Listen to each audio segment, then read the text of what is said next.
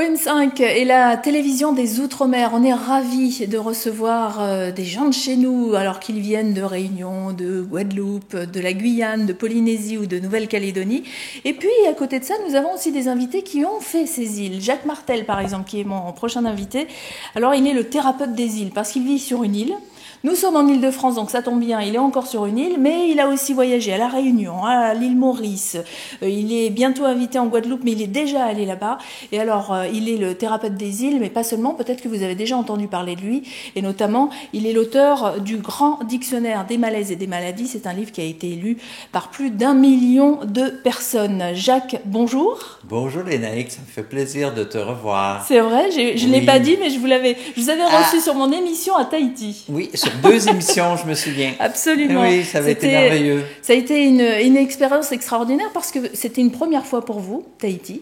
Tahiti, Lénaïque, ça a été, en mes 25 ans d'atelier de développement personnel, c'était le summum de réalisation pour moi et je dirais, de contentement, en raison des gens, de l'ouverture du cœur qu'ils ont, parce que j'ai bouclé une partie de ma carrière, là, je suis plus retiré, mais c'était vraiment tout à fait sublime, les expériences que j'ai vécues là-bas.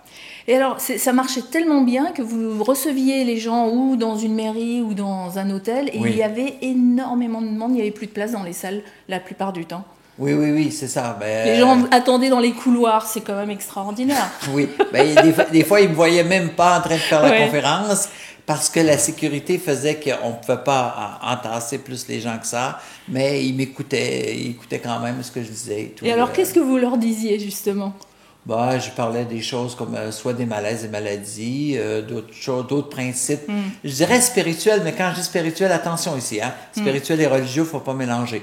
Pour moi, tout est spirituel. La loi de la gravité, c'est spirituel et tout. Donc, les principes de vie avec lesquels on peut fonctionner pour aller vers plus de sagesse, plus d'amour, plus de liberté. C'est ça. Plus de bien-être aussi. Oui, voilà, plus de bien-être. Et alors, à chaque fois que vous faites une conférence, vous faites un cadeau aux gens qui viennent aux conférences. Vous leur proposez une méthode qui s'appelle la méthode des bons... Alors moi je dis les bons hommes, mais on dit les bonhommes allumettes. Oui, mais les bonhommes allumettes. Pourquoi on appelle ça bonhomme allumette, Lénaïque? C'est parce on dessine la tête avec un cercle, le corps comme ça, les pattes, comme si on prenait des allumettes.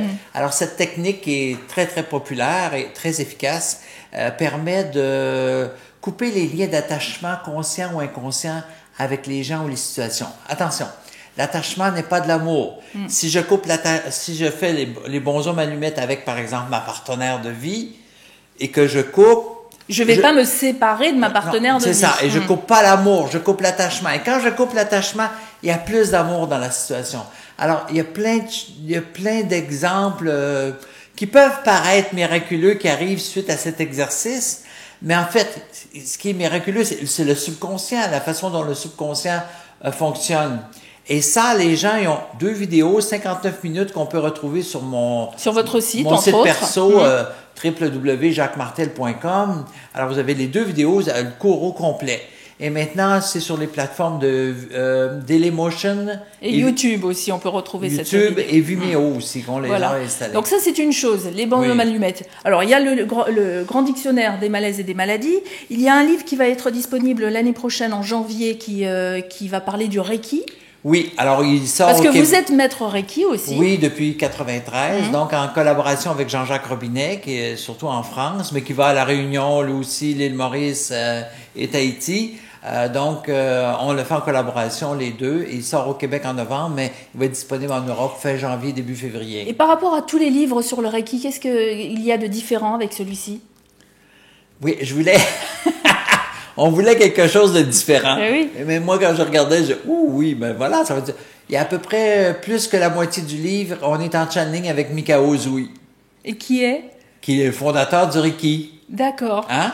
Qui est décédé au début du siècle dernier, qui est le fondateur, et ça fait ressortir l'essence même du Reiki. Parce qu'il y a beaucoup de livres qui existent sur le Reiki. Oui. Mais là, on a voulu faire quelque chose de vraiment différent. Et si on doit expliquer en quelques mots le Reiki, qu'est-ce que c'est? Le Reiki, voilà, ma phrase type, si quelqu'un me demande, Jacques, c'est quoi le Reiki? Alors, le Reiki, c'est une technique de guérison par imposition des mains utilisant l'énergie neutre, universelle, sans intention. Alors ça paraît compliqué comme ça. Est-ce que je suis obligée d'y croire pour que ça fonctionne? Quand je vais voir un maître Reiki, je suis malade et est-ce que j'ai besoin de croire en ce qui va se passer pour que ça fonctionne? Ben, croire ce qui va se passer. On ne sait pas ce qui va se passer parce qu'on laisse passer l'énergie d'amour. Alors, qu'est-ce qui va se passer au mieux pour la personne? Le thérapeute lui-même n'a pas à avoir d'intention. Sinon, ce qui arrive, ce qu'il y a de mieux. D'accord. Vois-tu? Donc, on laisse à la conscience universelle, l'énergie d'amour, appelons ça comme on veut, le soin de faire ce qui est le plus approprié pour la personne. Et cette énergie rentre par ici, par le sommet de la tête, descend jusqu'au niveau du cœur. Ici, on a d'autres centres d'énergie. Donc, lorsque j'impose les mains, c'est comme si je mettais mon cœur sur la personne et c'est cette énergie d'amour qui agit. Voilà. De toute façon, si vous avez d'autres questions, vous allez sur le site, on vous le redonnera à la fin de l'émission. Vous allez être invité dans quelques semaines, enfin, vous êtes invité régulièrement partout, hein, dans le monde entier. Et là, vous allez aller faire des stages invités par une association en Guadeloupe. Oui, qui s'appelle l'Association de travailleurs des îles. Justement. Encore une île. Mais je trouve que ça va bien avec moi. Ah bah oui. Je commence à me nommer le thérapeute. Donc les Guadeloupéens vont avoir le plaisir de vous revoir et en formation. Oui, ça fait des années, Lénaïque, que je veux aller parce que j'avais su en rapport avec le distributeur français de mes livres que en France, il y avait une librairie une des librairies qui vendait le plus de mes livres, mais mis à part ça, quelqu'un qui en vendait encore plus, c'est en Guadeloupe. Donc, je me dis, bon... On parle de ce livre-là? Sûr, oui, surtout à ce moment-là, le Grand Dictionnaire de malaise et des maladies. Donc, il y a certainement un potentiel où les gens vont être intéressés à me rencontrer parce que souvent, ils disent « Ah, Jacques Martel, j'ai son livre depuis quelques années. » Bon, ben voilà, il me voit en personne. Bon, voilà, donc si vous êtes en Guadeloupe, eh ben, vous saurez que vous pourrez aller voir Jacques. Vous avez été à La Réunion, on l'a dit en début d'émission, à l'île Maurice, La Réunion plusieurs fois hein, pour des stages. Deux ou trois fois, quelque chose du genre, oui. Et aujourd'hui en Île-de-France aussi, puisque vous venez à l'invitation du centre de l'espace Matière Grise. Oui. Et puis alors, vous avez écrit en tout 8 livres. On a parlé du Grand Dictionnaire, on a parlé du Reiki qui va être disponible dans quelques mois. Et puis, il y a l'engagement. Alors, le pouvoir de l'engagement, c'est un livre qui est disponible depuis le mois de novembre. Et il a un sous-titre, on va dire, c'est « Comment agir en gagnant ». Voilà. Parce que dans ce livre-là, ce qui m'épate dans ce livre-là, j'étais enthousiasmé quand je l'ai terminé, c'est les outils qui sont disponibles et les exercices qu'on peut faire qui peuvent, quand je dis m'aider, c'est chacun d'entre nous, qui peuvent m'aider à atteindre mes objectifs. Donc, c'est beaucoup le pouvoir du subconscient. Quand je sais comment programmer les choses correctement, mon subconscient travaille pour moi. Souvent, on veut au lieu de travailler contre moi. Voilà. Ah oui.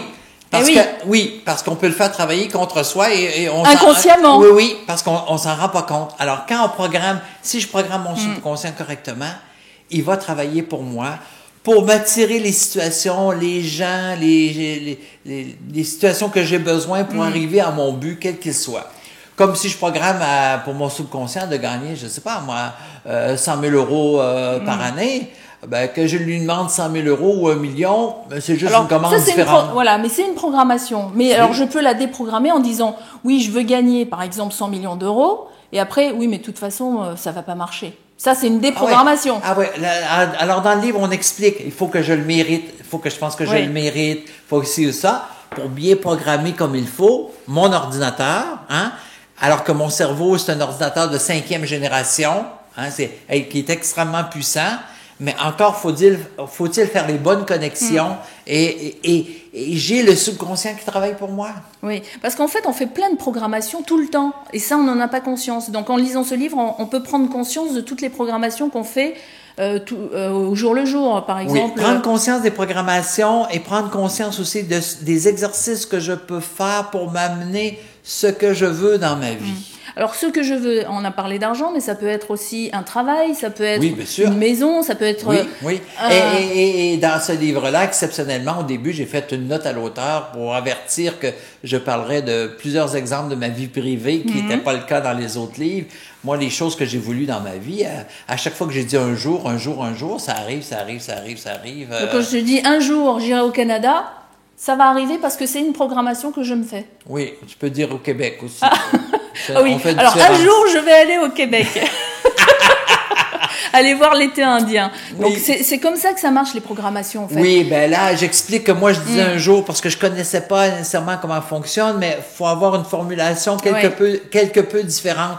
Et je donne des exemples un peu étonnants de ce qui est arrivé dans ma vie que j'ai réalisé par après, des choses que je voulais et qui se sont réalisées. En France, on connaît un petit peu la méthode Coué. Est-ce qu'une programmation, c'est un peu ce qu'on on raconte dans la méthode Coué, c'est-à-dire on se répète plusieurs fois la même chose.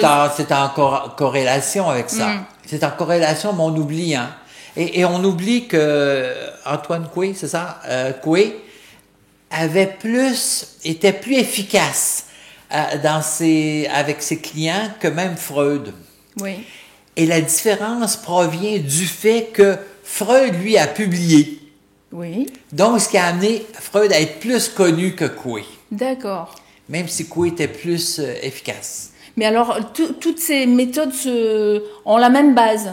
Oui, mais alors, souvent on l'oublie. Il faut le répéter. Voilà, on le répète. Il faut le dire autrement, il faut l'amener. Et puis parfois on entend une information et puis on la squeeze et il faut la réentendre pour pouvoir mieux l'intégrer, mieux l'accepter. Comme dans mon livre, Le pouvoir des mots qui me libèrent, toutes sortes de mots qui fait qu'on utilise tel mot plutôt que tel autre mot, ça fait une différence. Au lieu de dire je pense ou je crois, on dit je sais. Alors j'explique pourquoi qu'il faut utiliser le je sais au lieu de je pense et je crois. C'est beaucoup plus fort. Quand on écoute quelqu'un qui fait une interview, que ce soit politique, que ce soit au niveau sportif, oui, je pense qu'on a une bonne équipe, on va gagner ce soir, au lieu de dire je sais qu'on a une bonne équipe, on va gagner ce soir. Ça change tout. Je suis pas branché au même niveau d'énergie là. Parce que quand je dis je sais, je suis connecté à la partie divine de moi qui a un pouvoir infini. Alors je vais chercher plus de pouvoir. À cet ordinateur de 5e génération. Oui. Oui. Bon, voilà. Alors j'espère que vous a intéressé sur le sujet. En tout cas, si ça vous a paru un petit peu court, on s'en excuse, mais c'est comme ça. Hein. Les interviews, c'est aussi juste pour vous intéresser. Alors vous irez sur son site www.jacquesmartel.com et vous aurez toutes sortes de vidéos, d'explications justement de ce qu'il fait. Il vous parle de son métier, de maître Reiki. Il vous parle des livres également qu'il a écrits. Et puis je vous représente bien sûr celui qui a été lu par plus d'1 million de personnes. C'est le grand dictionnaire des malaises et des maladies pour vous donner des indications sur les messages que vous envoie votre corps. Voilà pour notre invité du jour, Jacques Martel. Merci d'être venu sur OM5 TV. Merci beaucoup, Lédaïque. À la prochaine.